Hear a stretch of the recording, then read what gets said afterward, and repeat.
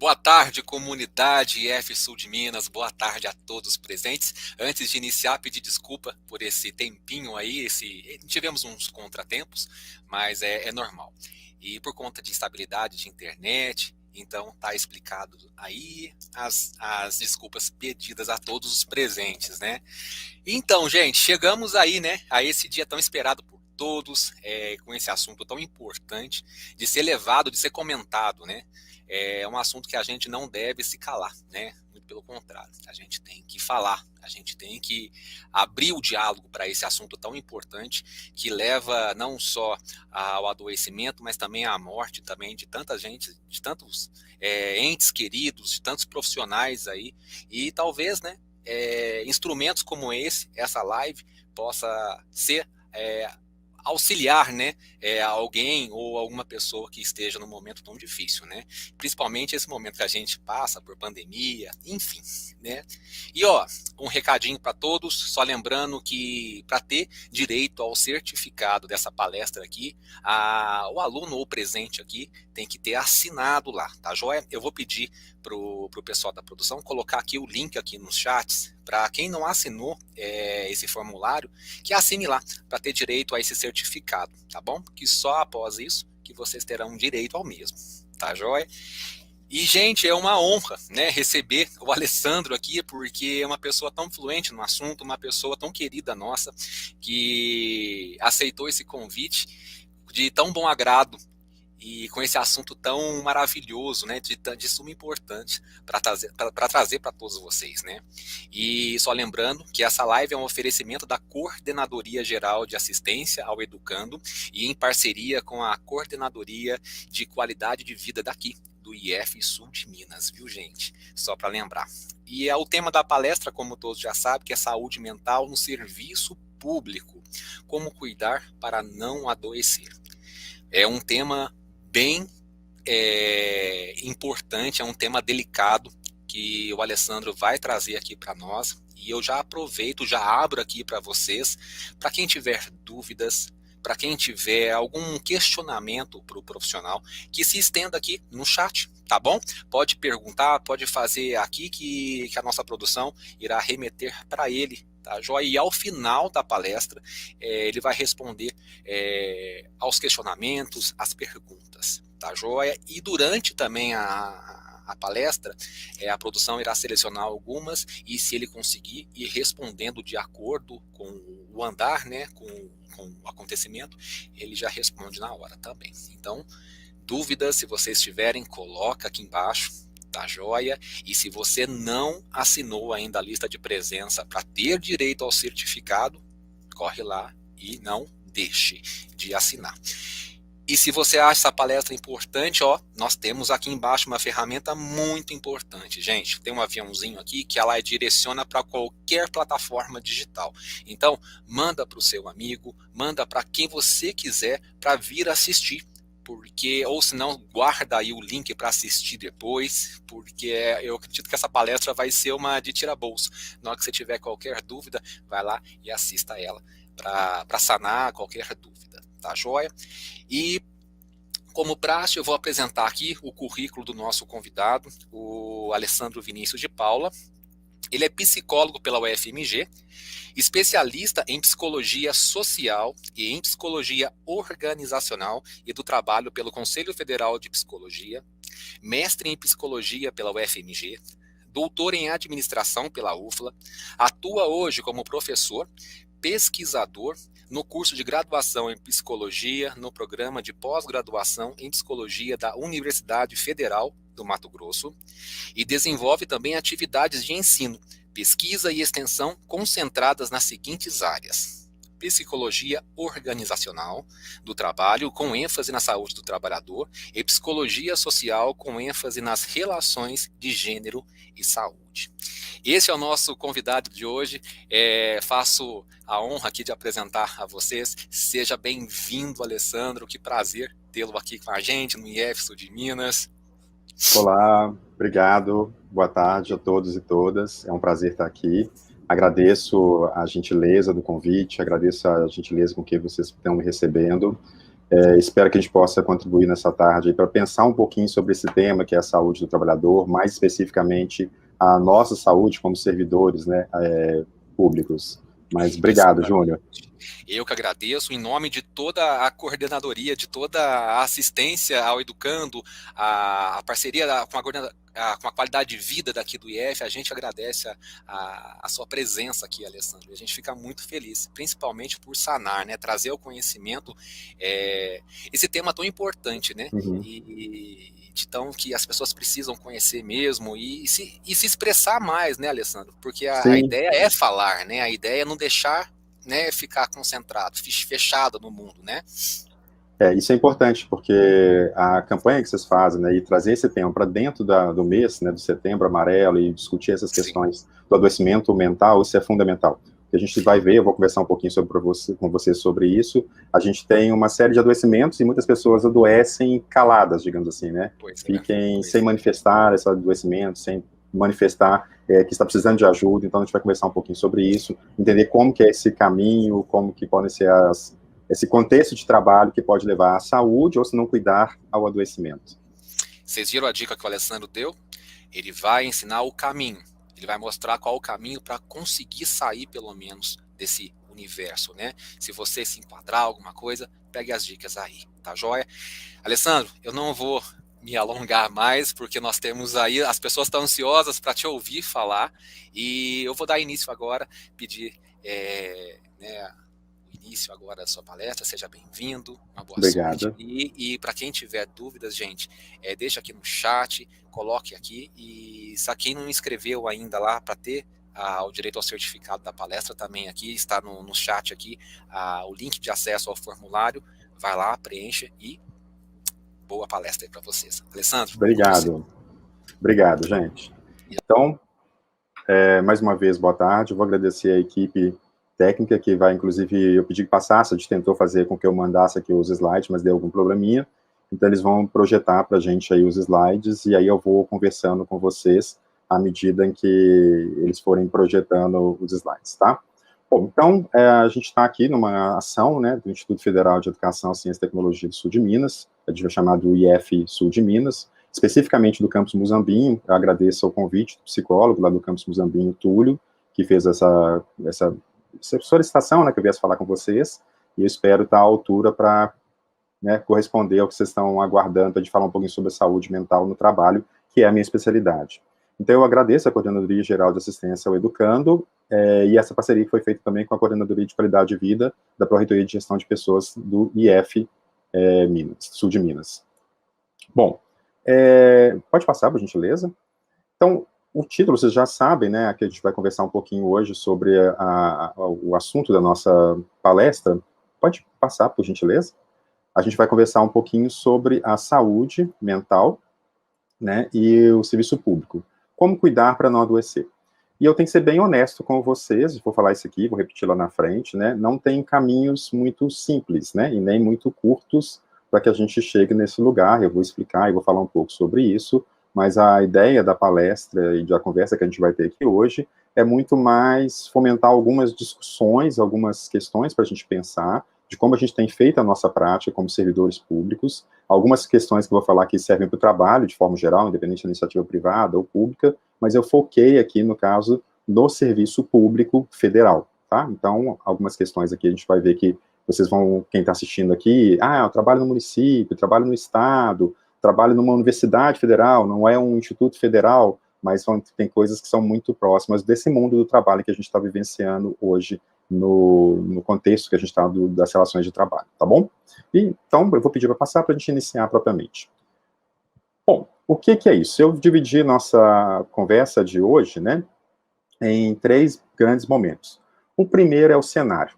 Essa, talvez, para vocês que fizeram o convite, que são da casa, seja que tenha a menor novidade, mas como a gente tem gente que está assistindo esse momento aqui, que são de outras instituições, é bom dar uma contextualizada do que é o IF, do IF, né, Sul de Minas, e a importância que ele tem, inclusive, não só na região do Sul de Minas, mas aí eu faço então esse paralelo. O que eu estou falando, muitas coisas aqui, do Instituto Federal de Sul de Minas, o IF Sul de Minas, ele serve e encontra paralelos também com outras instituições, tá? As suas irmãs, digamos, são as outras instituições federais.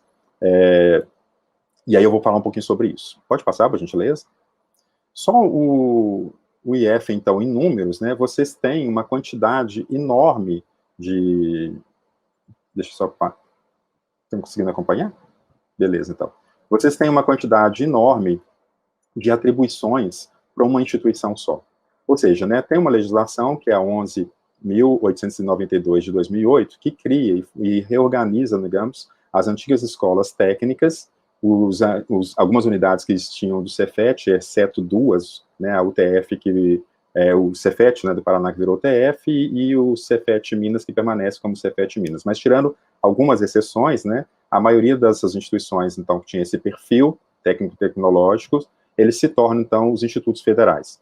E aí eles têm uma coisa que eu acho que é a primeira complexidade, então, para a gente pensar sobre os institutos federais, é que numa universidade, especialmente uma universidade federal, a gente não tem tantas preocupações ou tantas áreas ou uma abrangência tão grande de públicos quanto um instituto federal tem. Porque vocês, então, têm que preocupar com a informação e a educação profissional e técnica de nível médio e todas as outras coisas que estão envolvidas numa instituição de ensino, preocupar com extensão, com processos educativos, com pesquisa, inovação, formação continuada e ainda tem que saber também com as questões de educação superior. Então, assim, vocês congregam, né, eu estou falando dos IFs de forma geral, dos IFs de forma geral, e aí eu estou trazendo números e exemplos aqui da estrutura do IF Sul de Minas, que é quem me convidou para conversar com vocês aqui. Esses materiais aqui eu tirei tudo dos relatórios de gestão, dos PDIs do próprio Instituto Federal do Sul de Minas. Então, vocês têm, então, uma quantidade enorme de tarefas e de especificidades da educação. Porque vocês têm, então, cursos superiores e tecnológicos, cursos de licenciaturas, cursos de bacharelados em engenharias, cursos de pós-graduação lato sensu e especializações, além das pós-graduações estrito sensu, mestrado e doutorado. Ou seja, vocês pegam, basicamente, quase todos os níveis de formações, e todos esses níveis de formações, inclusive, com públicos muito distintos, de idades, e quando a gente fala de idades distintas, isso é importante, porque o processo educacional, ele tem que estar particularizado, ele tem que estar atento a quem é esse seu público, né? Quem que é essa pessoa que está aprendendo? Então, a forma de se ensinar um adolescente, um jovem, adulto, é diferente de uma pessoa mais madura. E vocês, então, têm esse longo desafios, né? Só em números, né, para a gente entender aqui, esses números, então, são do ano de 2020, né, um relatório de gestão desse ano, então, considerou os números de dezembro do ano passado, de 2020. Então, o IF Sul de Minas contava, nesse momento, com 568 servidores, e aí eu estou usando somente aqui esses números, gente, dos ativos permanentes, que são, então, aqueles concursados, e não são os aposentados, não são os que estão de licença, não são colaboração técnica, então, são quem são, digamos, a força de trabalho, né, os colaboradores, os servidores permanentes dessa instituição que me chamou aqui para a gente conversar um pouquinho. Então, a gente está falando que tem duas carreiras, basicamente, que vão estar dentro aqui como servidores públicos prestando esse serviço, que são a carreira dos técnicos administrativos em educação, os TAIs, né, então 568, e a carreira do magistério do ensino básico, técnico e tecnológico, a EBTT, com 566, né. Curiosamente, um número bem paritário, né, isso não é muito comum nas instituições de forma geral, e menos ainda nas universidades, mas isso foi um dado bem interessante. Então, nós estamos falando, por baixo, de mais de 1.100 servidores que trabalham para funcionar e para o IF para funcionar e para rodar e para ter excelência. Isso é importante, por quê? Pode passar, por gentileza. Isso se traduz, e eu estou falando da importância social, que se traduz em números. Números que, inclusive, são importantes para a gente ter uma noção e a dimensão, digamos, da inserção. Para quem não conhece, né, só de localização, o estado de Minas, os institutos federais, alguns estados, por exemplo, São Paulo e outros, eles não criaram regionalizações, eles centralizaram em um único instituto federal. Em Minas, a gente fez várias subdivisões por regiões. Então, o Instituto Federal do Sul de Minas, ele pegou essa regiãozinha verde, só para quem não tem a noção do que eu estou falando em Minas Gerais, a área que eles abrangem, né? E aí ele tem, então, alguns campos avançados, e fora a sua unidade administrativa e campos também de Pouso Alegre. Pode passar, por gentileza? E aí, eu não sei se a próxima vai ficar visível para vocês, de qualquer forma, eu citei a fonte, depois vocês podem dar uma olhada, está no site do Instituto Federal. Eles tem, então, uma quantidade enorme de cursos a serem ofertados em cada um desses campos, né? É só um dado estatístico para vocês terem uma noção, então, que nós estamos falando de uma proporção, né, de pessoas, de instituições e de cursos enorme. Então, assim, é um mundo de atividades de ensino que eles promovem. Pode passar, por gentileza? E isso está distribuído geograficamente, então, no sul de Minas Gerais, quase divisa com São Paulo. Pode passar o próximo, por gentileza? Falando ainda de ensino, só para vocês terem uma noção do que significa isso em resultados para a sociedade, né? Esse relatório, então, também, considerando números agora do início de 2021, no ano de 2020, foram, então, emitidos 440 diplomas de graduação, 1.652 de técnico e de pós-graduação, lato sensu 150, estrito sensu 14. Então, isso é um número de pessoas diplomadas. Não vou nem entrar nos outros cursos e outras atividades formativas que o Instituto Federal Sul de Minas também apresenta. Então, só para vocês terem uma noção da importância social, né, e aí se vocês podem extrapolar isso também para as outras instituições federais, né, especialmente os IFs. E a importância também, pensando em extensão, porque a gente trabalha naquele tripé clássico, né, de ensino, extensão e pesquisa. Então, pegando dados também, né, do Instituto Federal Sul de Minas, da Pró-Reitoria de Extensão, agora do relatório de 2021, eles fizeram 91 cursos, 37.097 pessoas atendidas, 50% desse público estava em situação de vulnerabilidade social, isso é o dado importante, ou seja, pessoas que efetivamente precisavam muito dessa ação de extensão, né, e foram destinados um recurso para executar essas tarefas. Nessas ações, inclusive, eles fizeram 431 eventos virtuais, isso é um dado importante, porque as instituições de ensino, sejam elas públicas e privadas, tiveram que se adaptar nesse momento que a gente está agora de distanciamento social em função da pandemia que a gente está vivenciando da coronavírus, né? E isso exigiu que a gente tivesse uma criatividade, né, uma forma diferente de tornar possível que as instituições, especialmente as instituições de ensino, pudessem executar as suas atividades. No caso, em particular, aqui, então a gente está falando que eles fizeram, em termos de extensão, 431 eventos virtuais, atendendo 78.684 pessoas, né, sendo que 45% delas também em vulnerabilidade. Isso é um dado muito importante, ou seja, quase 50% eram de pessoas que tinham muita necessidade dessa atividade, e é importante, então, frisar isso, que mesmo com essa situação, né, de pandemia, de dificuldade, as instituições não estão paradas, ao contrário do que normalmente é muito veiculada, né, que os servidores públicos estão em casa, estão à toa, uma cambada de vagabundo. Então, as instituições estão trabalhando os seus servidores técnicos, administrativos e docentes muito também, e os seus alunos em atividades também de ensino, adaptada para esse ensino remoto, mediado pelas tecnologias. Pode passar, por gentileza? Por fim, né, eu trouxe só 2 dados aqui importantes para a gente pensar, a questão da... Pode passar, por gentileza? Esse eu acabei trazendo os dados também, da extensão, ele vai detalhar, pode pular esse, por gentileza, que eu acabei já mencionando. E, por fim, um último elemento importante para a gente pensar, para fechar o nosso clássico tripé, que é pesquisa e inovação. Então, é importante a gente pensar que a pós-graduação, volta por gentileza, um slide, é o último antes desse. Então, as ações que foram feitas, né, com 43 cursos de lato sensu, né, de pós-graduações, 2 cursos estrito sensu, 926 matrículas no ano de 2020, e isso é importante para ter uma noção, então, que a instituição continuou, um após desse, por gentileza, que eu estou na próxima, que é pesquisa e inovação. Vocês vão me desculpar, gente, esse contratempo, porque eu tive um problema de que eu mesmo tivesse que passar os slides. Então, eu estou contando com o apoio do Júnior, e aí a gente vai entrosando aqui as nossas apresentações, aqui os slides, tá?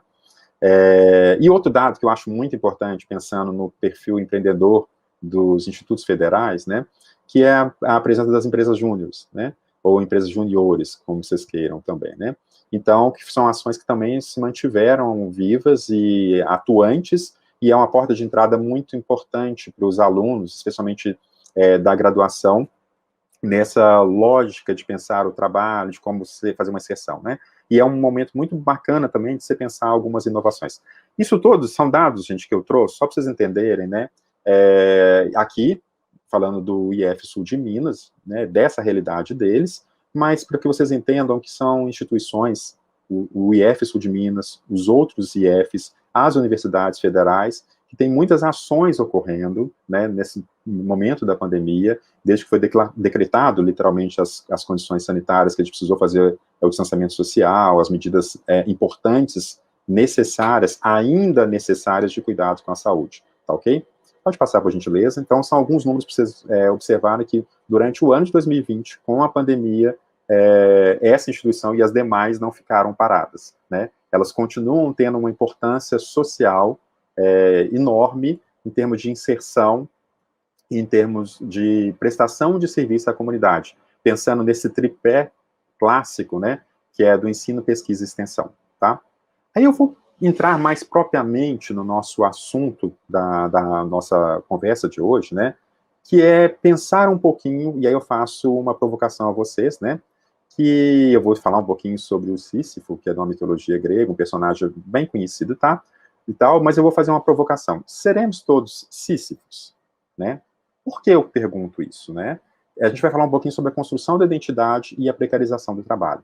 Prestem bastante atenção nisso, porque ao falarmos da construção da identidade e como o mundo do trabalho está organizado hoje, né, a gente vai entender um pouquinho de quais são as aberturas ou as possibilidades de adoecimento nesse mundo do trabalho. Então, o público-alvo, o público principal do que eu estou conversando aqui, atendendo ao pedido de quem me fez o convite, no caso, o Túlio, através do Túlio, né, o Instituto Federal, Sul de Minas, era para falar um pouquinho sobre isso. Como que está hoje as nossas condições de trabalho? Como estão hoje, digamos, as condições de saúde vinculadas ao trabalho? Então, eu vou entrar agora, após mostrar a vocês a importância, então, do IF Sul de Minas, e aí vocês podem fazer por extrapolação os outros IFs e as universidades, né, que continuam atuando mesmo nesse momento pandêmico. Aí nós vamos fazer um pouquinho essa discussão sobre a construção da identidade. Pode passar, por gentileza, Júnior.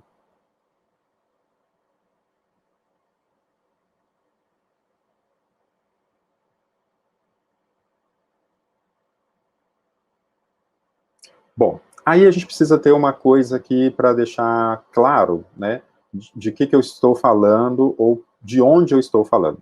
Primeira coisa, o trabalho humano, né, ele tem uma suma importância para a formação da nossa identidade, como sujeitos humanos, né. Primeiro que ele é uma fonte de pertencimento social. Isso acho que fica muito claro quando vocês começam a pensar que quando alguém chega perto de você, possivelmente a primeira, a segunda, ou no máximo a terceira coisa que ela vai falar com você é o que ela faz. Normalmente ela vai falar um nome, então ela vai te dar um pertencimento, né, familiar, de um grupo familiar, né, eu sou fulano, filho de Beltrano, sou vizinho de outro, né, pode ser então de vizinhança, uma questão geográfica, né, e normalmente ele vai engatar, ou ele ou ela, essa pessoa vai engatar como segunda classificação, como segunda forma de identidade, como segunda forma de identificação, o que ela faz. Então, eu sou fulano, vizinho de Beltrano, eu sou ciclano, filho da dona Mariazinha, e eu sou estudante, eu sou trabalhador no Instituto Federal, eu sou trabalhador na cooperativa Y, eu trabalho no banco X, eu trabalho como varejista em tal lugar, então eu trabalho como caixa na padaria. Então, normalmente, o que a gente faz e como a gente faz, né, isso é uma forma importante do nosso pertencimento social. Ou até quando isso falta, nesse momento eu não estou trabalhando, inclusive isso tem um peso muito forte, né? Então, esse pertencimento social, ele diz, então, de um local na sociedade, numa sociedade de trabalho, né, que cabe uma outra discussão que gastaria mais tempo, né, para a gente poder discorrer, não vou detalhar muito nesse momento aqui, mas a gente tem, então, um pertencimento social. Eu me identifico, então, falando na construção da identidade, né, eu pertenço, eu participo dessa sociedade, eu contribuo com essa sociedade através da minha atividade laboral, através do meu trabalho. E esse trabalho, então, essa atividade que eu faço, passando para o item 2, ele permite a minha construção da minha identidade. Seja a minha identidade pessoal, quanto a minha identidade profissional. Então, tem elementos no meu trabalho, na minha atuação, que vão reforçar valores, situações e, digamos assim, estruturas que têm a ver com a minha identidade, que é muito particular, né? E tem alguns que vão reforçar, vão digamos assim, complementar a minha identidade profissional. Então, por exemplo, eu estou nesse momento aqui, né, me apresentando para vocês como alguém que pesquisa, que estuda o mundo do trabalho e adoecimento do trabalho. Então, vocês me conhecem através dessa minha prática profissional, que é uma faceta da minha identidade, digamos assim, né? E tem valores, por exemplo, eu sou também um servidor público. Eu sou professor no Departamento de Psicologia da Universidade Federal de Mato Grosso. E eu acho isso importante porque eu venho de uma família de mais de 3 gerações de servidores públicos. Meu avô era servidor, meu pai foi servidor, eu tenho irmãos que são servidores públicos. Isso é um valor importante, né, de fazer e prestar um bom serviço à comunidade. Então, vocês já até imaginam o quanto eu fico bem possesso quando eu vejo a quantidade de besteiras que eles andam nos falando e o desmonte do serviço público que está sendo proposto, que daqui a pouco nós falaremos mais sobre isso. Mas então percebam que eu tenho valores pessoais, que tem a ver com a minha identidade, elementos individuais, que é achar que o serviço público é uma coisa importante, que prestar um serviço como servidor público é algo relevante, ainda mais na área da educação, porque das várias áreas do serviço público, eu me identifico muito com o processo formativo, com o processo de formação de pessoas. Então, perceba que a minha construção da minha identidade, tanto pessoal quanto profissional, sendo bem simplista, aqui é um pouco mais profundo, mas eu estou tentando simplificar a discussão para não ficar muito longo, a minha construção da minha identidade, ela é perpassada também pelo que eu faço, e pelos meus valores pessoais. E isso que eu faço, onde eu faço e como eu faço, me permite, então, um pertencimento social. Ou seja, vocês estão conhecendo, a maioria de vocês, o Alessandro, porque fui convidado como um professor para falar com você sobre um assunto do trabalho e adoecimento no trabalho, né, e saúde no trabalho. E a gente permite um último elemento, digamos de forma mais simplificada, mudanças nesse mundo, sejam pela produção material, pela produção imaterial, porque ao fazer a minha prática profissional, no caso como docente, eu provoco pessoas, eu faço com que as pessoas pensem sobre elementos, no meu caso, especificamente a psicologia do trabalho, eu faço com que elas descubram novas coisas, que elas reformulem coisas já existentes. Então, o meu trabalho, junto com a minha forma de fazer nesse mundo, né, digamos assim, ela vai me permitir que eu faça, então, essa transformação nesse mundo, né? E falando de forma muito geral, pensando em outros trabalhos, gente, são as coisas efetivamente que a gente produz, né?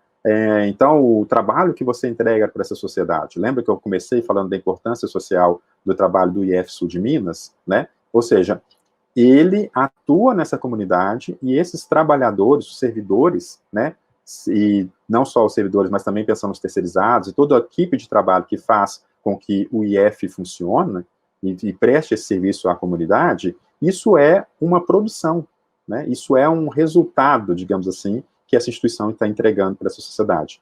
E é uma instituição pública, né, que ela é mantida por essa sociedade e tem essa função tão importante. Por isso que eu fiz questão de iniciar por isso, e falando disso, vocês entenderem, então, como as coisas estão contextualizadas. Pode passar, por gentileza, Júnior?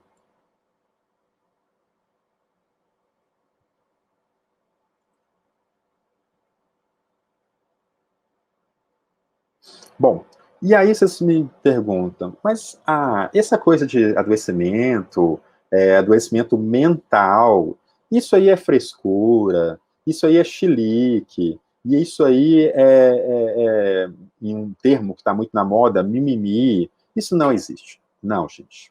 Isso tudo é uma... Quem fala isso, né, são pessoas que estão muito desinformadas ou agindo de má fé.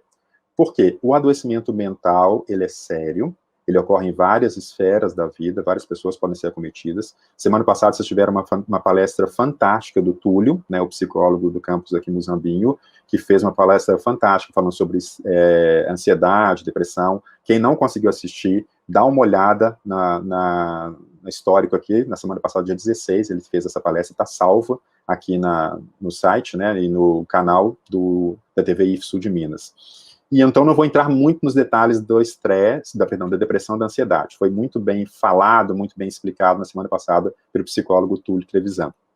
Eu vou frisar aqui para vocês, meu foco, como eu falei com vocês, tem muito a ver com a psicologia do trabalho e organizacional.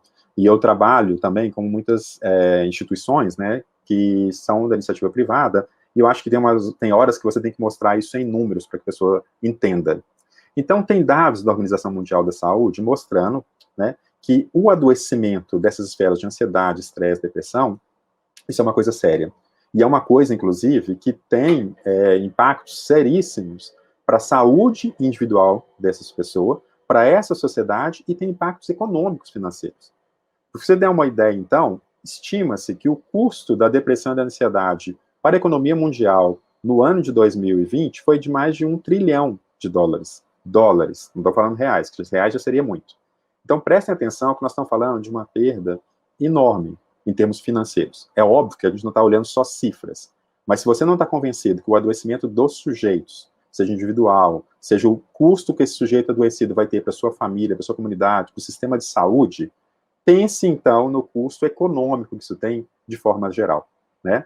Então, isso é muito importante, nós estamos falando, considerando dados da OMS do ano de 2020, 320 milhões de pessoas, então, têm depressão no mundo, né? E esse índice aumentou muito, 18,4%, nos últimos 10 anos. E falando especificamente aqui da nossa realidade dos brasileiros, né, quase 10%, 9,3% dos brasileiros declararam, né, que sofrem desse mal. Isso é uma coisa importante, né? É a maior taxa de ansiedade, inclusive, no mundo, foi a maior taxa de ansiedade no mundo no ano passado. Isso, inclusive, lógico que o momento de isolamento social, de distanciamento social, de perdas, né, de tantas vidas, de tanto luto, de uma ingerência do cuidado com a saúde que a gente tem observado do governo federal, isso aumenta, digamos, pode potencializar, digamos assim, esses sentimentos. Felizmente, em números gerais e globais, alguns estudos estão mostrando que a pandemia não teve o efeito que se esperava de aumento de depressão e ansiedade tão maior quanto se achava, né? Isso é uma coisa boa, né? Não quer dizer que a gente, eu estou dizendo de forma diferente, significa que a gente não adoeceu da ansiedade, de estresse e depressão durante esse período pandêmico, mas o efeito dela foi talvez menor do que se esperava. Isso é uma coisa, pelo menos, não sabemos muito bem, mas é um dado relativamente positivo, do que se esperava que seria uma disparada desses números, né? Pode passar, por gentileza. Então, percebam que nós estamos falando, se você não está convencido, então, das perdas pessoais, nós estamos falando de perdas, então, econômicas bem grandes, né? Pode passar, por gentileza, Júnior.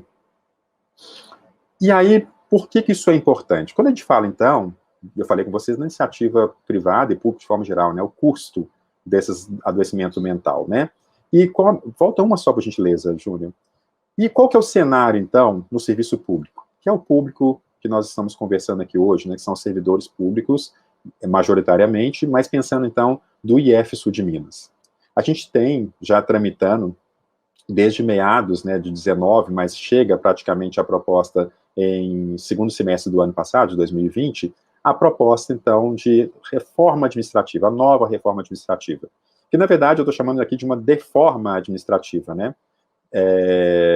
Pode voltar uma, por gentileza, Júnior. Que ela, então, é uma proposta, a PEC 32 de 2020, que vai, se for aprovada, e aí tem que ter muita luta para que isso não ocorra, um desmonte do setor público, né? E aí abre muita brecha para processos indiscriminados de terceirização, e uma terceirização, inclusive, que abre mais caminhos para uma precarização do trabalho, etc. Então, isso a gente tem que ficar muito atento, porque eu vejo muitas pessoas, né, falarem, não, o serviço público, ele é muito oneroso, ele é muito caro, ele é muito inchado, né? Então, eu fiz questão de iniciar a nossa conversa de hoje mostrando o que o IF Sul de Minas tem feito, e essa aqui vocês podem fazer extrapolação para as outras instituições de ensino federal, seja os IFs ou as universidades federais, que tem muito trabalho sendo feito, e muito trabalho de qualidade. E isso a gente tem que ficar muito atento, porque essa deforma administrativa vão ter consequências muito sérias, não só para a educação, além do que a gente já falou, né, de congelamento de investimentos, inclusive na área de educação, saúde. Imaginem que caos maior seria a gente estar pensando no momento pandêmico de Covid-19 sem o suporte que o SUS tem. Apesar do governo, o SUS continua fazendo um excelente serviço, né? Pode passar, por gentileza, Júnior. Então, a gente tem que ficar muito claro, né, que esse cenário de desvalorização e desmonte da carreira de serviço público. Por que isso, gente? Isso eu estou mostrando para vocês que são fatos reais e concretos que têm implicações, digamos, no adoecimento do servidor público. Por quê? Se eu estou numa carreira que eu vejo que eu sou constantemente humilhado, constantemente desvalorizado, que congela investimentos na minha área de trabalho, né? Aqui eu estou falando especificamente da educação, mas isso você pode extrapolar para a de saúde e outras áreas, né, digamos que são fundamentais e que tiveram investimento em ciência, tecnologia, inovação, que teriam um impacto importantíssimo para a melhora da nossa condição de vida, para nossas relações sociais. Então, são justamente, não por acaso, a que foram, digamos, duramente penalizadas pelos últimos governos que a gente tem experimentado, especialmente o governo federal, que eu estou mencionando aqui, pela realidade do IF Sul de Minas, né? Então, a gente tem um cenário de desvalorização, e esse cenário de desvalorização do serviço público e dos seus trabalhadores, e aí tanto os servidores públicos, os efetivos, no caso também os professores substitutos contratados, os terceirizados, ou seja, é visto todo aquele conjunto de pessoas que trabalham para fazer um trabalho maravilhoso, como vocês viram no primeiro ato, né? Isso tudo é desmoralizado, isso tudo é, digamos, transformado e diminuído, uma coisa negativa. Isso pode causar, né, adoecimento nesses servidores, nessas pessoas que fazem e desenvolvem esse serviço público. Inclusive, essa desvalorização, esse adoecimento pode levar a que essas pessoas tenham dificuldade em desenvolver o seu trabalho, que é justamente a prestação de um serviço de qualidade para essa sociedade, né?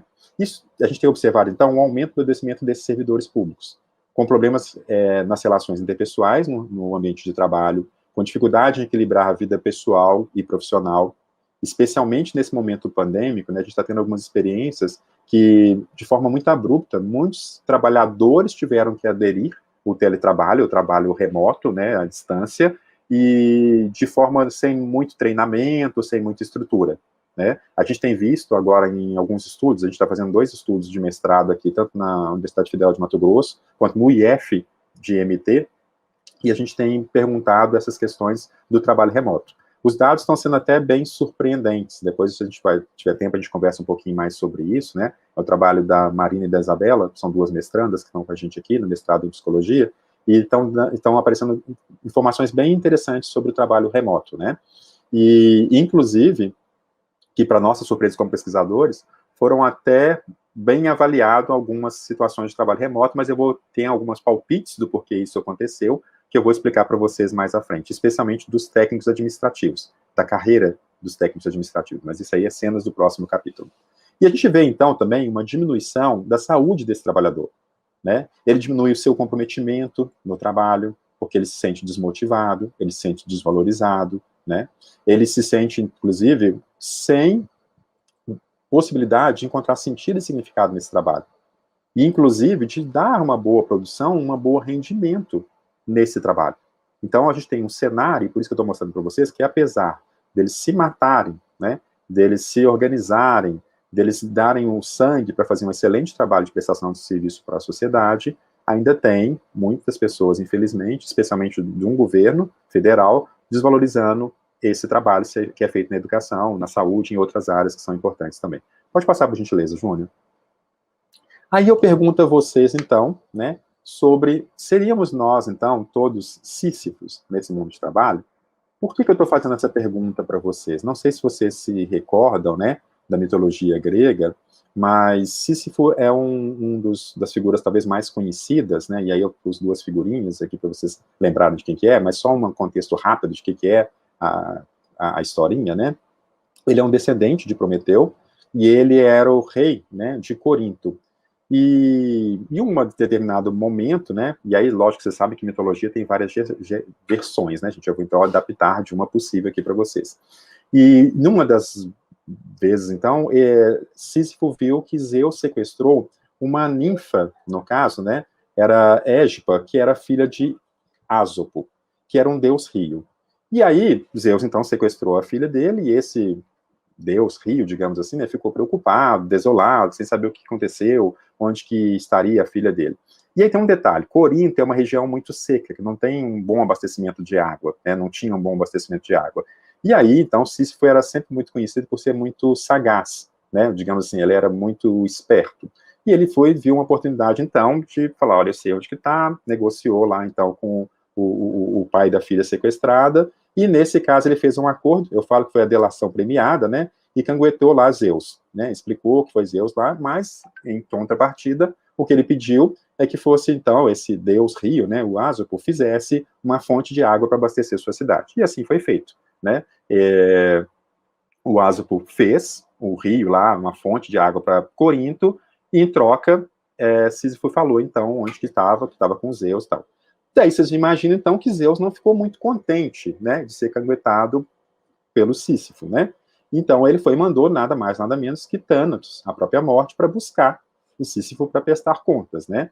E aí, na hora que a morte chegou em pessoa, aí, personificado, né, em pessoa, né, digamos, entidade lá para buscar, Sísifo, então, muito esperto, começou a elogiar, a bajular a morte. Falou, nossa, você é uma divindade, então, muito glamurosa, né, que coisa mais exuberante, né? E eu, já que eu vou morrer, então, né, eu vou querer fazer alguns presentes, gostaria de te presentear, né?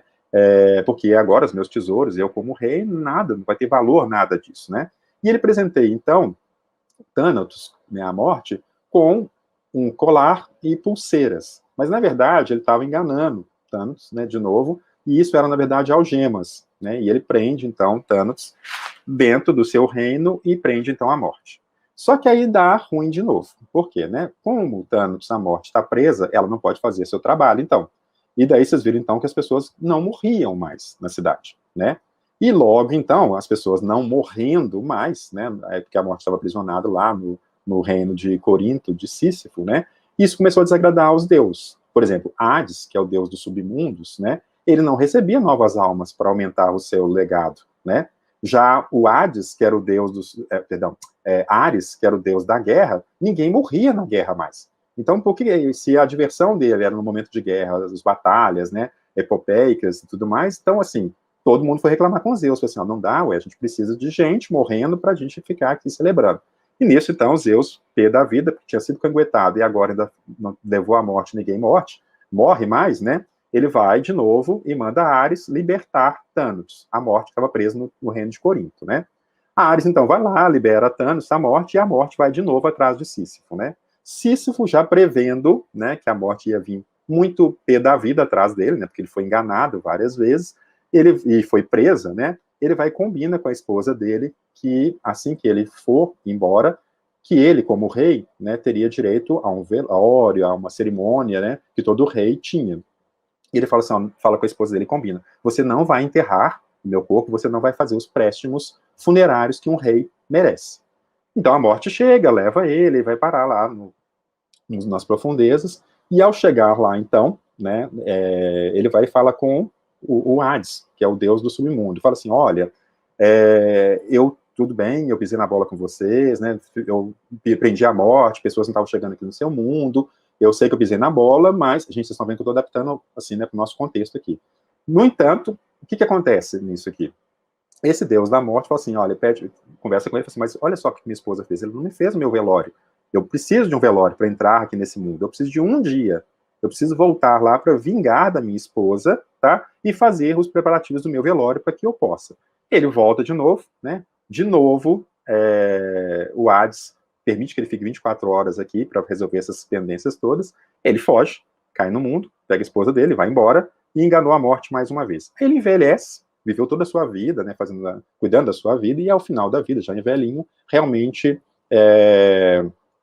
a Hades vem, né, a morte vem buscá-lo, na verdade, Thanatos, e leva ele ao submundo lá de Hades. E aí, né, como vocês perceberam, ele enganou várias vezes vários deuses, e eles ficaram muito possessos com isso, né? E eles recebem, então, uma pena ao chegar lá no submundo, né? Que ele faria um trabalho praticamente inútil, de todo dia pegar uma pedra, subir no mais alto monte, né? E ao final do dia, essa pedra, então, com o próprio peso, ela desceria rolando, e ele teria que fazer isso tudo de novo no segundo dia, no terceiro dia, no quarto dia, e por toda a eternidade. Então, o castigo dele, de Sísifo, foi, então, fazer uma tarefa, né? Pode passar, por gentileza, Júnior. Foi fazer uma tarefa, digamos, inútil, repetitiva, sem sentido, sem significado. E por que eu brinco, então, né, na provocação com vocês, se nesse segundo ato somos todos Sísifos, né? Ok, aí tem uma palavra, uma parte que é uma passagem direta do mito de Sísifo, do Camus, que ele fala, ó, os deuses então condenaram Sísifo a rolar incessantemente uma rocha até o alto de uma montanha, de onde tornava a cair pelo seu próprio peso. pensavam, com certa razão, que não há castigo mais terrível que o trabalho inútil e sem esperança.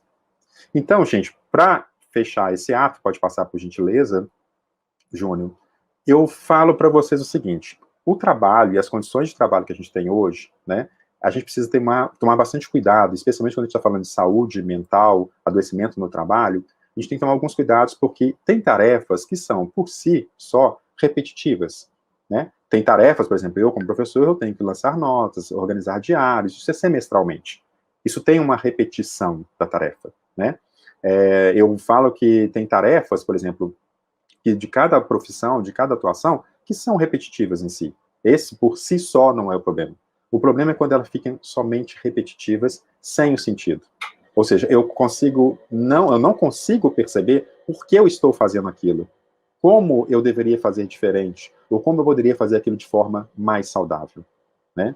Aí eu entro nesse último momento aqui, para não gastar muito tempo nessa primeira parte da nossa conversa, depois para a gente poder conversar mais, né? Só estou trazendo alguns elementos para a gente conversar, que é o que fazer e como cuidar.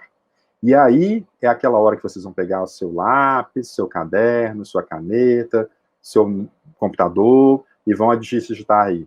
Olha, dica de ouro de como não adoecer no trabalho. Dica simples e de ouro de como adoecer no trabalho. Pode anotar, anota mesmo, gente. Isso é muito importante, tá? Assim que vocês anotarem essa dica, vocês vão então simplesmente falar assim, escrever em cima: não existe dica fácil. Por quê? O mundo do trabalho, como eu falei com vocês, ele é complexo. Ele tem uma variedade de elementos. Então, primeira coisa, se alguém fala com você que vai resolver rápido a sua situação no mundo do trabalho, desconfie. Porque normalmente isso não tem como ser feito de forma tão rápida. Pode passar por gentileza, Júnior. Então, a gente entra, então, para o ato 3, aproximando já para a minha última parte da minha fala, que são, então, caminhos possíveis, tá? O que são esses caminhos possíveis? Então, são elementos que eu vou estar falando com vocês aqui, que são baseados em evidências científicas, ou seja, eu não viajei, eu não imaginei, eu não simplesmente criei sem base o que eu estou falando com vocês. Então, as coisas que eu estou falando com vocês aqui são elementos que a gente tem percebido que podem favorecer, então, esse caminho para uma boa saúde, para boas práticas de saúde, e saúde física e mental, no ambiente de trabalho, tá bom? Pode passar por gentileza, Júnior. Então, só lembrando, se alguém promete dica fácil para vocês, podem correr, porque normalmente é fria. Bom, aí a gente tem, então, 3 níveis de ação que podem promover saúde mental no trabalho. Eu estou dividindo aqui, eu classifiquei dessa forma para vocês, para ficar mais didático. Um primeiro é um nível macro, que eu estou chamando de político, representativo e legal. O segundo nível, que é o intermediário, que é o meso, que é institucional ou organizacional. E o nível micro, que é o relacional e pessoal. Pode passar por gentileza, Júnior. Esses 3 níveis, gente, eles estão conectados, tá? Talvez vocês vão conseguir identificar mais claramente o meso e o micro. Isso é importante, porque, embora o macro esteja longe, e aí por que eu estou falando longe? Vou trazer alguns exemplos aqui. Ele tem impacto no nosso cotidiano. Só que como essas decisões talvez estão muito longe do que a gente está acompanhando cotidianamente, a gente tem a impressão que eles não fazem parte da nossa vida, ou que o que é decidido lá não tem implicação na nossa vida. Aí eu vou dar só alguns exemplos. Aqui, os 2 primeiros logotipos à esquerda é da Organização Mundial da Saúde e da Organização Internacional da Saúde. São 2 órgãos internacionais que têm representações aqui no Brasil. O Brasil ele é pactuado, né, com esses 2 grandes órgãos, que vão pensar, então, a saúde e as condições de trabalho. Então, de cara, eu já falo para vocês, uma primeira dica: vai estudar o trabalho, vai entender a relação de saúde, adoecimento no trabalho, busque fontes confiáveis. Então, estou indicando para vocês aqui 2 fontes muito confiáveis de se pensar ações. Vai desenvolver um projeto de treinamento, desenvolvimento, alguma ação? Procure, então, fontes. O que essas pessoas têm feito, o que tem sido estudado, o que tem sido pesquisado. Aqui no nosso campo de direito superior, eu trouxe uma foto linda, né, de uma obra de Oscar Niemeyer, que é lá de Brasília, mas, então, que estão as 2 casas, né, tanto a Câmara quanto o Senado. E são 2 casas que decidem muito, né, do Legislativo, o que vai ditar, digamos, as nossas ações aqui no Executivo, pensando, então, no serviço público federal, ou das nossas vidas de forma geral. Então, esse nível político e representativo, ele é muito importante, porque ele vai se desdobrar depois, inclusive, em marcos, regulamentações, legislações, normativas. Então, isso é muito importante, a gente ficar atento em quem a gente vota, quem são os políticos que a gente está elegendo para representar as nossas causas. Eu tenho total certeza que esse atual governo federal não representa em nada a educação e a saúde brasileira, de forma alguma. Mas isso é importante, para a gente fazer boas escolhas no próximo ano eleitoral. Isso é importante, isso tem uma implicação direta no nosso dia a dia, a representação política, representativa e legal, que acontece, parece tão longe lá em Brasília, e aí falando nas esferas, então, estaduais e municipais, nas assembleias legislativas e nas câmaras municipais, para quem está me escutando e é servidor, então, do Estado, do município e da federação, isso tem implicações na nossa vida. Se você está escutando essa palestra e fala, eu não sou servidor público, não tem nada a ver com isso não tem nada a ver com a minha vida, engano seu. Porque a reforma laboral, por exemplo, hoje, que está em curso, que acho importante a gente discutir, e ela já se arrasta com algumas precarizações do trabalho, e eu acho muito importante essa charge, né, que essa figura ela traz para a gente dar o que a gente tinha como um percurso de segurança do trabalho, vira o que a gente chama em Minas de uma pinguelinha, que é uma ponte bem instável, e hoje a gente está numa corda bamba. E isso vale para a iniciativa privada, cada vez mais precárias condições de trabalho e segurança do trabalhador, dos trabalhadores, das trabalhadoras, e especialmente esse avanço agora de precarização está sendo observado a passos largos na iniciativa pública. Então, quando eu falei lá atrás que tem um desmonte, uma iniciativa de desvalorização do serviço público, né, é uma implementação, é uma política, é um projeto de implementar uma precarização do trabalho também, e aumentar a precarização do trabalho também no serviço público. Com uma lógica que deveria uma outra discussão mais tranquila, assim, e com mais tempo, né, uma lógica mercadológica piorada, digamos assim. Eu acho que as instituições têm que prestar serviços e resultados. Por isso que eu comecei mostrando para vocês resultados dessa instituição que me convidou para falar com vocês. E digo que tanto essa instituição, o IF Sul de Minas, os outros IFs, as outras universidades, e aí eu posso generalizar também para as instituições estaduais de ensino e as municipais, estão fazendo excelente serviço. E poderiam fazer melhor se não tivesse governos fazendo desgovernos, digamos assim. Júnior, pode passar, por gentileza. Então, entendam que o nível macro, ele talvez esteja, embora a gente tenha uma forma de representação, de escolher representantes, a gente tem a noção que talvez que ele está muito longe, mas ele é fundamental, porque é através, então, da formulação dessas políticas, dos nossos representantes políticos, que vão fazer marcos legais, jurídicos, que terão cotidianamente influência na nossa vida. O segundo é meso. Esse meso talvez seja mais real e mais concreto para a gente. Porque aí eu estou falando, então, do nível institucional e organizacional. Então, eu estou falando das instituições com as quais vocês se relacionam. Como nós estamos falando, então, de instituição de trabalho, né? Eu estou falando, então, que é o seu empregador, a sua pessoa com quem você presta serviço diretamente, tá? Então, aqui é importante que a gente tem que pensar que a gente tem diversas formas de inserção nesse mundo do trabalho. E eu trago mais uma figura para ironizar também o quanto nós estamos nos mutilando, estamos adoecendo, né? Ou permitindo com que a gente deixe de ter saúde para encaixar em modelos fixos. Então, né, o quebra-cabeça, ele nasceu uma pecinha, cresceu, formou, mas o mercado, ou digamos assim, né, ditava formatos muito específicos para que você entre e faça parte desse grupo. Então, a gente tem que tomar, claro, consciência do que a gente está fazendo com a nossa saúde. Óbvio, gente, que numa vida adulta você faz escolhas.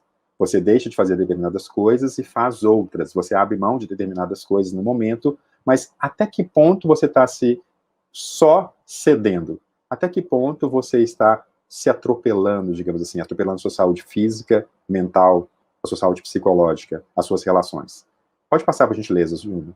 Por que, então, esse nível meso? Aí eu vou falar especificamente, então, para quem gere, né? Isso é importante para todo mundo que está pensando e discutindo aqui, mas a gente tem algumas questões que a gente pode pensar aqui, que é a importância da saúde no trabalho. Então, gente, só isso aqui caberia mais uma outra palestra, mas eu vou sintetizar, né? Por quê? Quando você está discutindo, então, ações, né, de saúde no trabalho, para promoção da saúde no trabalho, você possibilita, então, promover a saúde nesse espaço de trabalho e previne adoecimentos, previne acidentes do trabalho, previne, por exemplo, o síndrome de burnout ou burnout, permite que essa pessoa não fique tão estressada na relação de trabalho, permite um equilíbrio entre a vida pessoal e a vida profissional. Todos esses elementos são importantes, que eles são, então, promotores da saúde. Então, aí, falando especificamente, então, nesse nível meso, intermediário, é aqui, então, que as empresas, as organizações, os institutos, as universidades, a gestão de pessoas tem que estar muito atenta. Porque é aqui, então, que você consegue promover ações que vão ter impacto no cotidiano dos seus trabalhadores. Então, se você está na iniciativa privada ou pública, você que é o gestor, essas ações são muito importantes. Porque são elas, lógico, respeitando a legislação, as normativas que foram organizadas lá no nível macro, né?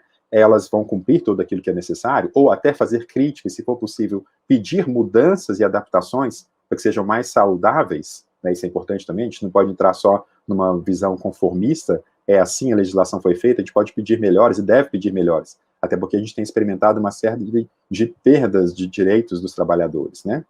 E aí tem uma evidência importante aqui para a gente pensar. De forma geral, gente, vários estudos têm mostrado isso, que a gente está observando o aumento de casos de adoecimentos mentais e comportamentais, o que a gente chama dentro da psicopatologia, né, do CDF. CID é uma classificação de doenças da Organização Mundial de Saúde, tá? E tem várias letrinhas, dependendo do que tipo de adoecimento. O F são os transtornos ou os adoecimentos que estão vinculados aos adoecimentos mentais e comportamentais, especialmente no serviço público. Então, o que a gente está querendo dizer aqui, o que eu estou querendo mostrar para vocês, é que, felizmente, a gente ainda tem alguns adoecimentos, alguns agravos de saúde física, ao corpo, digamos assim, e essa separação é didática, tá, gente? Quando eu estou chamando do corpo físico, da psique, né, digamos assim, da saúde mental. Mas só para vocês entenderem que as condições de trabalho, né, em termos de ambiente, de poluições, questões de cheiros, aromas muito fortes, de calor, todos esses elementos, digamos, que são ambientais, hoje, principalmente no serviço público, já são melhor cuidados.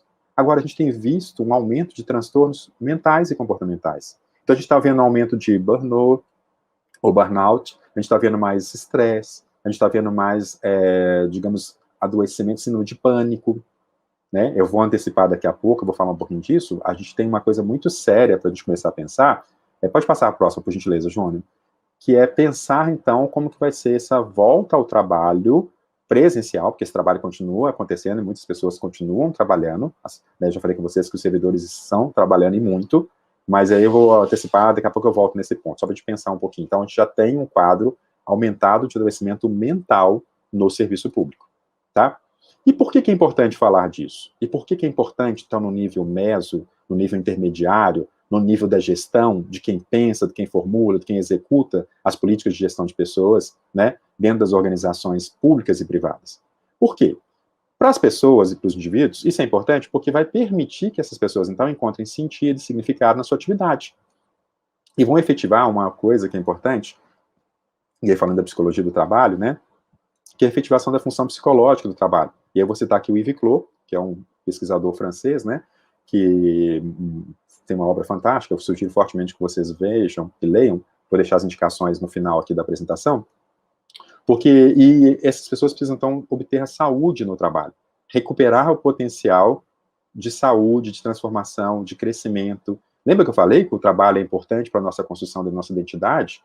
Então, para que a gente permita e tenha uma identidade, que a gente tenha saúde, que a gente tenha reconhecimento, é importante que eu experimente saúde no meu trabalho.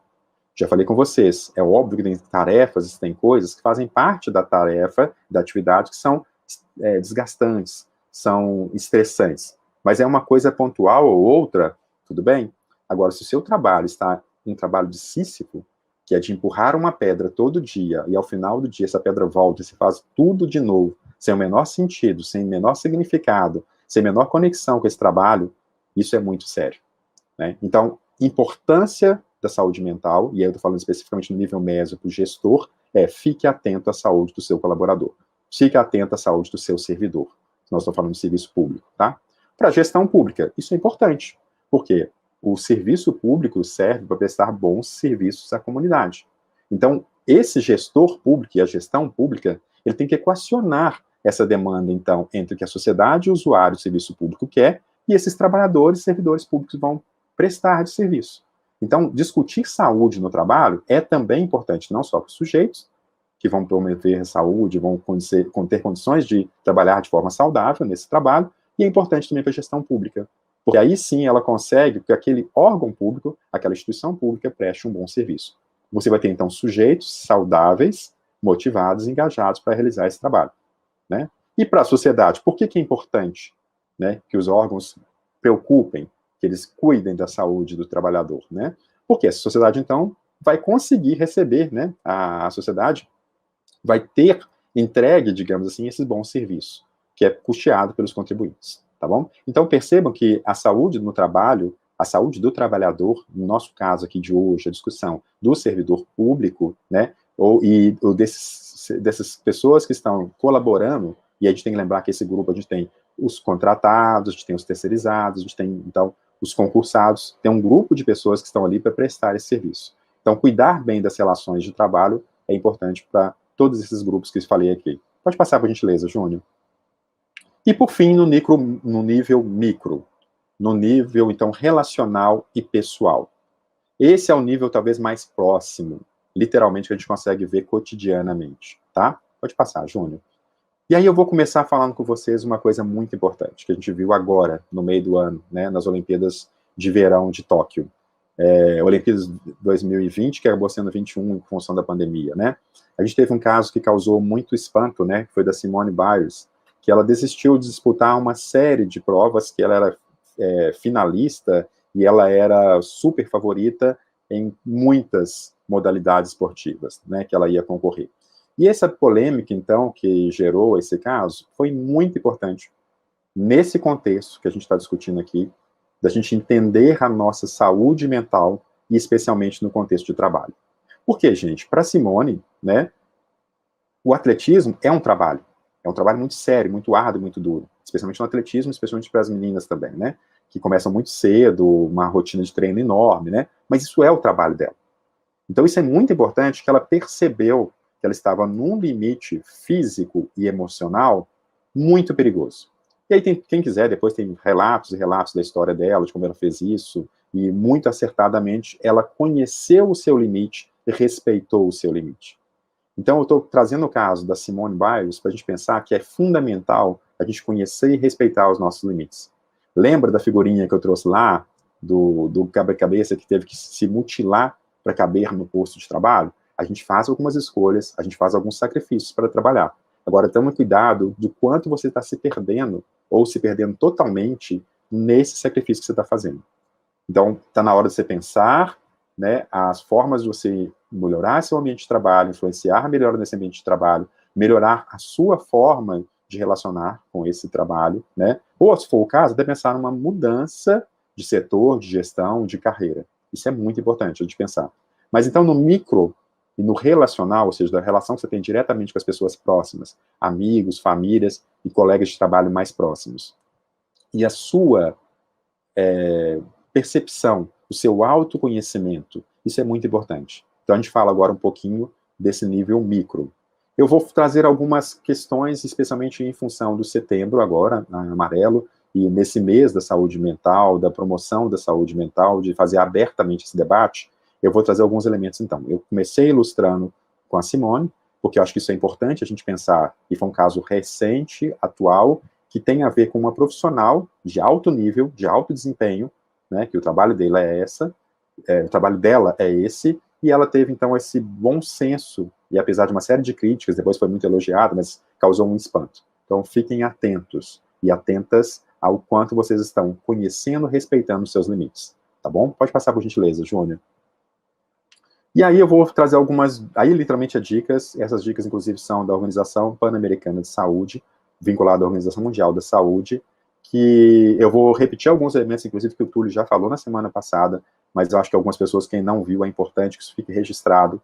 E o que fazer, então, né? Isso aqui não fui eu que criei, isso aqui eu estou literalmente citando, tá? As orientações da Organização Pan-Americana de Saúde e da OMS. O que fazer, então, se estiver se sentindo para baixo, né? Ou acha que está ficando deprimido?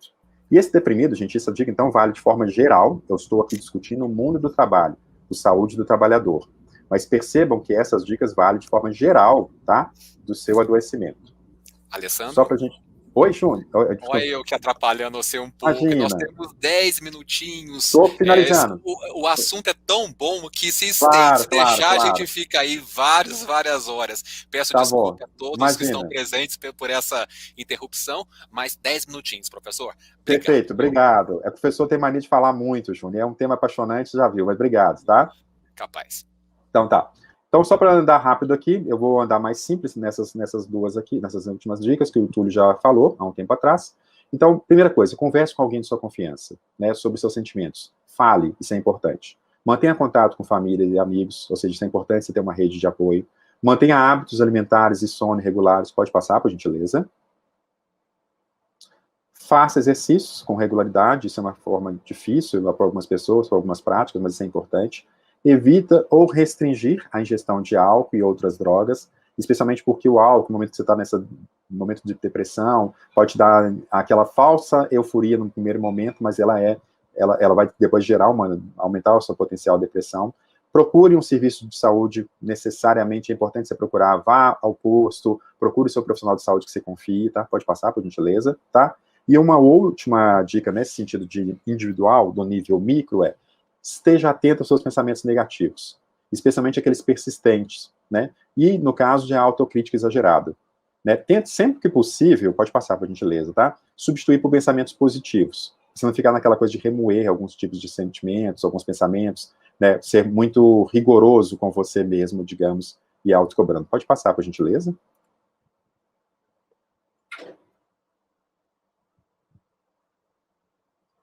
Isso. Aí, por fim, pode passar? O que a gente tem, então, como desafio para a gestão pública, para sintetizar aqui, para finalizar meu tempo, tá? Uma coisa importante, gente, eu falei aqui, muitas coisas que eu falei servem para o serviço privado também, mas eu estou falando mais do serviço público, né? A gente tem que deixar muito claro que o serviço público tem particularidades, inclusive na forma de fazer a gestão. Então, fórmulas mágicas, entre aspas, que funcionaram para a iniciativa privada, não possivelmente vão funcionar para o serviço público, especialmente pelas especificidades, a grande abrangência, né, da rede, pensando nos IEFs, pensando nas universidades federais. É importante pensar, então, políticas e programas que promovam efetivamente a qualidade de vida no trabalho, a saúde do trabalhador, a pensar a gestão de competência, diversidade e equidade nas organizações, tudo isso de forma integrada, inclusive com as demandas socioambientais.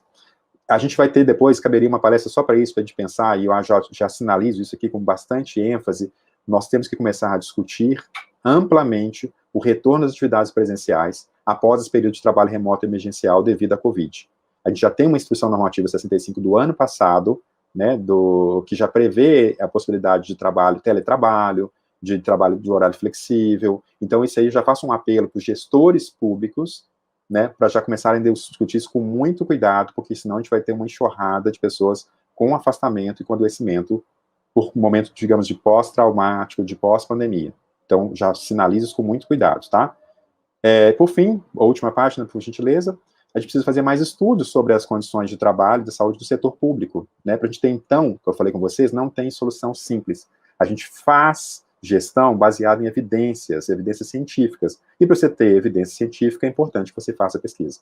Aí tem alguns desafios internos aqui, né? Por exemplo, a jornada de 30 horas dos TAIs, que é uma coisa que se arrasta há muito tempo. A gente está vendo aqui durante a pandemia que grande parte dos serviços dos TAIs podem e estão sendo feitas de forma tranquila, digamos tranquila, não que não tenha trabalho, tá, gente? Mas assim, que não precisaria estar presente naquela instituição. E aí, as instituições vão falar, não, vocês têm que voltar? Ou vão voltar e a discussão só com 30 horas, vai ser trabalho flexível, horário flexível? Vamos ver. E boas condições de trabalho e reconhecimento para todos, gente. E aí, quando eu falo todos, eu estou falando, então, para efetivos, para contratados, para colaboradores. Por fim, na última página, eu deixo as referências para vocês. Está registrado aí na tela, pode passar, por gentileza, Júnior. E depois você dá um pausa na tela e olha com calma. Fico disponível, pode passar, por gentileza, o outro slide. Tem algumas referências para que eu citei aqui nas minhas falas, nas minhas colocações, vocês fiquem à vontade para entrar em contato depois. E eu finalizo, pode passar, que é só um obrigado e os meus contatos. Fico disponível para vocês, tá? Pode ser pelo Insta, pode ser por e-mail, dos canais que vocês acharem mais interessante para a gente poder continuar essa conversa. Agradeço ao convite, desculpe eu ter delongado muito, é muita paixão pelo tema de saúde do trabalhador, e aí a gente gasta esse tempo um pouco maior. Perdão. Perguntas, Chico? Eu não consigo acompanhar a pergunta, gente, porque eu não consegui acompanhar. É um dó ter que parar mesmo, que é um assunto que mexe com todos nós, né? É um assunto de suma importância e principalmente que a gente tem que levar o conhecimento, né, Alessandro? Sim. Eu só não vai ter tempo de repassar as perguntas que Sim, foram desculpa, muitas. perfeito. Tivemos aqui a da Lucélia, do Rodrigo, tivemos muitas perguntas. Gente, eu vou pedir um favor para vocês. O Alessandro está lá nas redes sociais, no Instagram, alessandro.d.paula, certo? No Instagram. E também no e-mail, av.paula@yahoo.com.br. Entrem lá. Isso, obrigado, produção. Entrem lá.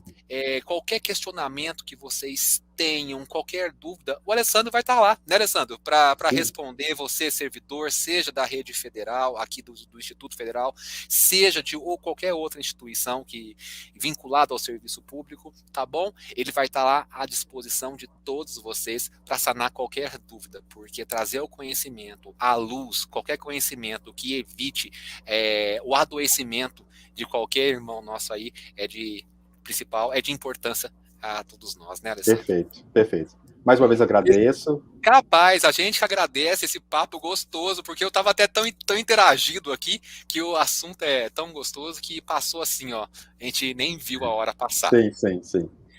E, Mas ó, foi muito bom. em nome do Instituto Federal, da Coordenadoria de qualidade de vida, da assistência da educação, agradecemos a sua presença, o seu convite, e, ó, estamos muito felizes por tanto conhecimento aí trazido para todos nós. Mas muito obrigado. Aí, tiver outra oportunidade, a gente conversa mais. Fico disponível também para parcerias. Eu acho que, como eu falei, a gente precisa ter espaço para poder fazer essas pesquisas para entender melhor. Então, quem quiser, entre em contato para a gente poder parceirar, tá bom? Obrigado, gente. Com certeza, Alessandro, a gente agradece. E a todos vocês aqui presentes presentes aqui na live, não deixe de colocar lá o seu nome para receber o certificado, tá bom? Agradecemos a presença de todos vocês, uma audiência aí expressiva aí, ficamos muito felizes aí que vocês tenham acompanhado essa jornada aí com a gente e com o Alessandro, né, Alessandro? Obrigado novamente, fiquem com Deus e, ó, obrigado, gente. saúde, obrigado a todos e todas. Beijo para todos. Eu não pude acompanhar o chat, mas muito obrigado pelo carinho, pela gentileza, tá? Obrigado, gente. Tivemos expressiva aí. O pessoal comentou bastante, ficou bem legal. Gente, obrigado a todos vocês, viu? Fiquem todos com Deus. Tchau, tchau.